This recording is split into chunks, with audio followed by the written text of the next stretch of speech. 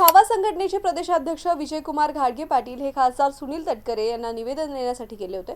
तिथे त्यांनी पत्ते उधळत कृषी मंत्र्यांच्या राजीनाम्याची मागणी केली।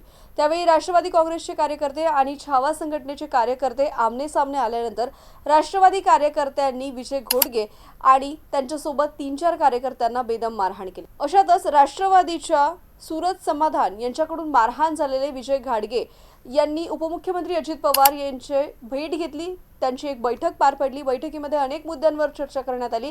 यावेळी घाडगे पाटील यांनी कोकाटे यांच्या राजीनाम्याची मागणी केली आहे। कोकाटेंचा राजीनामा घेतला नाही तर छावा आंदोलन करेल। मंगळवारपर्यंत आम्ही वाट पाहणार आहोत। कोकाटे हा अतिशय असंवेदनशील कृषी मंत्री आहे। राजीनामा दिला नाही तर मी आंदोलन केल्याशिवाय राहणार नाही असा इशारा घाडगे पाटील यांनी दिला आहे। सोबतच बैठकीमध्ये अजित पवार यांना आम्हाला का मारलं, आमचं काय चुकलं असे प्रश्नही त्यांनी विचारले आहेत। अजित पवार यांनी मारहाणीच्या घटनेबाबत संताप व्यक्त केलाय आणि ही जी घटना घडली आहे ती चुकीची आहे। महाराष्ट्रातील राजकारणात असं व्हायला नको असंही अजित पवार यांनी म्हटलंय।